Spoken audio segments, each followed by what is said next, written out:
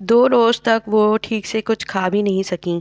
وہ بس خاموشی سے ان کے ساتھ بیٹھا رہتا تھا۔ تیسرے روز وہ علی کرامت کی ممی کو بلا لایا۔ وہ آئیں اور ممی کو تسلی دینے لگیں۔ ممی ذرا سنبھل گئیں۔ انہوں نے کھانا بھی کھا لیا، مگر ان کے جانے کے بعد اس سے بولیں، سنو جہان، میرا خیال تھا کہ تم راز رکھنا جانتے ہو۔ ہمارے مسئلے اور ہماری پریشانیاں بھی راز ہی ہوتی ہیں۔ ان کا دوسروں کے سامنے اشتہار نہیں لگاتے بیٹا۔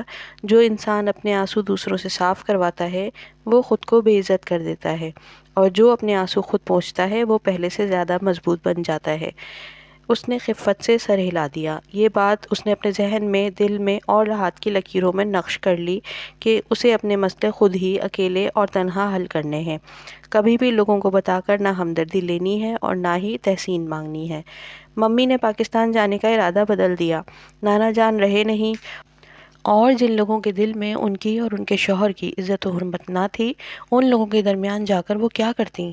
دوبارہ وہ اس کے سامنے نہیں روئیں، لیکن اب وہ بہت دکھی رہنے لگی تھیں۔ ابا کی طبیعت ان ڈراؤنے خوابوں سے بگڑنے لگی تھی جو ان کو اب قریباً ہر رات ستاتے تھے۔ کچھ خواب تو اسے بھی آتے تھے، مگر اس کے خواب میں اس کو ملامت نہیں کیا جاتا تھا۔ بس وہ آواز، وہ پاک اسپائے، وہ گھوڑا اور وہ فوارہ، وہ سارا منظر پھر سے تازہ ہو جاتا، ایسے جیسے زخم تازہ ہوتے ہیں۔ معلوم نہیں ابا کیا دیکھتے تھے، مگر وہ اٹھ کر راتوں کو چیخنا چلانا شروع کر دیتے تھے۔ کبھی کبھی ممی کے چہرے پہ کوئی نشان دیکھتا تو جان جاتا کہ ابا نے ہاتھ میں اٹھائی چیز ان کو دے ماری ہوگی۔ مگر ممی کوئی شکایت نہیں کرتی تھیں۔ یہ وہ سکندر احمد شاہ نہیں تھے جنہوں نے اپنے ملک سے غداری کی تھی۔ یہ ایک ذہنی مریض قابل رحم آدمی تھے، اور اب انہیں ممی کی ضرورت تھی۔ پھر ایک عرصہ وہ ہسپتال بھی رہے، پھر جب واپس آئے تو ان کو مستقل رکھنا پڑا۔ یہ دوائیں ان کو سارا دن خاموش اور پرسکون رکھتیں، چاہے وہ جاگ رہے ہوتے یا سو رہے ہوتے۔ کچھ ہی عرصے بعد ابا ایک انسان سے ایک ایسے مریض بن گئے تھے جو کمرے تک محدود ہو گئے۔ ہاں، ہر 15-20 دن بعد ایک دورہ ان کو پڑتا اور وہ توڑ پھوڑ کرتے، چیختے چلاتے، مگر ممی سنبھال لیتی۔ اپنے مسئلے خود ہی حل کرتے کرتے وہ پہلے سے بہت مضبوط ہو گئی تھیں۔ کرامت بے کی دکان چھوڑنے کے کچھ عرصے بعد اس نے ایک چابی ساز کے پاس نوکری کر لی تھی۔ شام میں اب وہ اس دکان پر جاتا جو ان کے گھر سے 10 منٹ کے پیدل رستے پر تھی۔ اگر اسے کسی کام میں مزہ آتا تھا تو وہ چابیاں بنانے میں تھا۔ کچھ عرصہ تو وہ صرف سیکھتا رہا، یہاں تک کہ عام چابیوں کے بعد وہ چائنیز تالوں اور پیچیدہ اقسام کے سیف کی کنجی سازی سیکھنے لگا۔ اس کے پاس لائبریری سے لی گئی ان کتابوں کا بھی ڈھیر ہوا کرتا تھا جن میں لاک توڑنے یا کنجی سازی کے متعلق کوئی معلومات ہوتی۔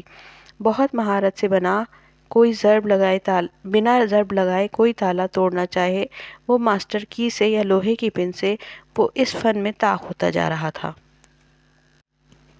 ان سب مشغلوں کا اثر اس کی پڑھائی پر البتہ ضرور پڑا۔ وہ کبھی بھی بہت لائق قسم کا طالب علم نہیں بن سکا۔ اس کے گریڈ ہمیشہ میڈیم رہے۔ وہ ذہین تھا مگر اس کو پڑھائی میں دلچسپی نہ تھی۔ دوسرے کام اسے زیادہ دلچسپ لگتے تھے۔ اس کی 14ویں سالگرہ بیتے زیادہ وقت نہیں ہوا تھا جب فرقان ماموں نے اطلاع دی کہ وہ اور سلیمان ماموں ترکی آ رہے ہیں۔ خون پانی سے گاڑھا ہوتا ہے، اس نے یہ دیکھ لیا۔ ممی پرانی تلخیاں بھلا کر ان کے آنے کی تیاریوں میں لگ گئیں۔ انہوں نے جیسے دل سے ماموں کو معاف کر دیا تھا۔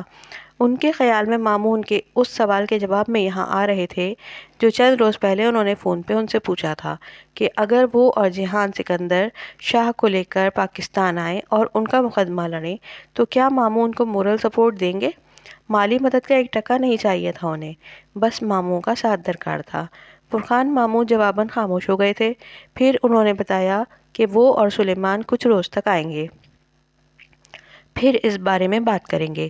ممی کی اور بات تھی، مگر اس کا دل اپنے ماموں سے اتنا بدظن ہو چکا تھا کہ اسے ان کے بارے میں کوئی خوش فہمی نہ رہی تھی۔ وہ خاموشی سے اپنا کام کرتے ہوئے ممی کو سنتا رہا، جو اب اٹھتے بیٹھتے کہا کرتی تھیں، ہم پاکستان واپس ضرور جائیں گے۔ اتنے برس بیت گئے، لوگ بھول بھال گئے ہوں گے، اب یہ جلاوطنی ختم ہونی چاہیے۔ بھائی ضرور ہمارا ساتھ دیں گے، میرے بھائی بہت۔ اور ممی ڈھونڈ ڈھونڈ کر ماموں کی خوبیاں گنواتی رہتی۔ اس نے بہت عرصے بعد انہیں اس طرح خوش اور پر امید دیکھا تھا۔ وہ انہیں کہہ نہیں سکا کہ اپنے مسائل کے حل کے لیے انہیں اب دوسروں کی طرف نہیں دیکھنا چاہیے، انہیں اپنی کہی بات یاد رکھنی چاہیے۔ مگر ممی بھائیوں کے نرم رویے دیکھ کر انہیں دوسروں کی فہرست سے نکال کر اپنوں میں لے آئی تھیں۔ اس میں ہمت نہیں تھی کہ یہ سب کہہ کر ماں کو مغموم کرے۔ ابا کا ہونا نہ ہونا برابر تھا، مگر ممی اس کے لیے سب کچھ تھیں۔ ان کی مشقت، محنت، قربانیاں اور ایک کمزور عورت سے ایک مضبوط عورت میں ارتقاء کا عمل جو اس نے عمر کی منزلیں طے کرتے ہوئے دیکھا تھا۔ اس نے بہت دعا کی کہ ممی دکھی نہ ہوں، مگر اسے لگتا تھا کہ ممی غلط لوگوں سے امید لگا کر دکھی ضرور ہوں گی۔ لیکن جو ہوا وہ اس نے تصور بھی نہیں کیا تھا۔ دونوں ماموں آ ہی گئے۔ دوپہر کے کھانے کے بعد جب وہ برتن اٹھا کر انہیں کچن کے سنک میں دھونے کے لیے جمع کر رہا تھا تو ممی اور ماموں کے درمیان ہونے والی گفتگو اسے صاف سنائی دے رہی تھی۔ بالکل، میں بھی یہی چاہتا ہوں کہ اب تم لوگ پاکستان آ جاؤ، صوفے پر بہت کرو فر سے بیٹھے روبدار سے فرقان ماموں کہہ رہے تھے۔ ان کی بات پہ کچن میں کھڑا جیہان تو ایک طرف، ممی بھی حیرت زدہ رہ گئیں۔ اتنی جلدی ماموں مان جائیں گے، ان دونوں نے نہیں سوچا تھا۔ تم لوگ ہمارے ساتھ آ کر رہو، وہ سب تمہارا ہی ہے سبین، پرانی باتیں بھول جاؤ، آگے کی سوچو۔ جیہان کی پوری زندگی پڑھی ہے، وہ بھی وہیں پڑھ لے گا، پھر ہائی اسکول کے بعد ہم اسے باہر بھیج دیں گے کسی بہت اچھی یونیورسٹی میں، آخر وہ ہمارا بیٹا ہے اور پھر ہمارا داماد بھی تو بنے گا۔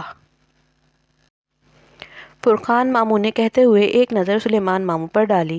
انہوں نے تائیدی انداز میں سر کو اس بات میں جنبش دی۔ وہ ایسے ہی تھے، بڑے بھائی کے ادب میں ان کی ہر بات کی تائید کرنے والے۔ تم جیہان کی زندگی کا سوچو سبین، اس کو ایک بہترین مستقبل دو، ہم اس کے بڑے ہیں، ہم اس کے باپ بن کر پالیں گے۔ باپ بن کر؟ وہ بالکل ٹھہر گیا۔ اس نے نل بند کر دیا۔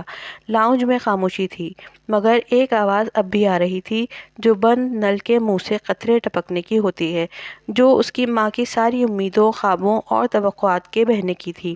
اسے ماموں کی بات ٹھیک سے سمجھ میں نہیں آئی تھی، مگر کئی دن سے خود کو بہلانے والی اس کی ماں فوراً سمجھ گئی تھی۔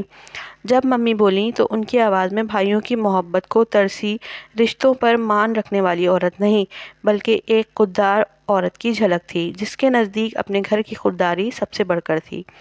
میرے بیٹے کا باپ ابھی زندہ ہے بھائی، اور اس کی ماں کے ہاتھ بھی سلامت ہیں۔ میں خود محنت کر کے اسے پاکستان بھی لے جا سکتی ہوں اور سکندر کا کیس بھی لڑ سکتی ہوں۔ مجھے سکندر کو مظلوم ثابت نہیں کرنا، بلکہ بیماری کے باعث سزا میں کمی کی اپیل کرنی ہے، اور مجھے آپ سے مورل سپورٹ کے علاوہ کچھ بھی نہیں درکار۔ تم ایک انتہائی ضدی عورت ہو۔ فرقان ماموں ایک دم بھڑک اٹھے تھے۔ جس مغرور اور بددماغ آدمی نے ہمیں کہیں کا نہیں چھوڑا، تم اس کے پیچھے اپنی زندگی برباد کر رہی ہو۔ تم اس کو چھوڑ کیوں نہیں دیتی؟ وہ آدمی میرا شوہر ہے اور بیمار ہے، وہ مجھ پر انحصار کرتا ہے، اور آپ کہتے ہیں میں اسے چھوڑ دوں؟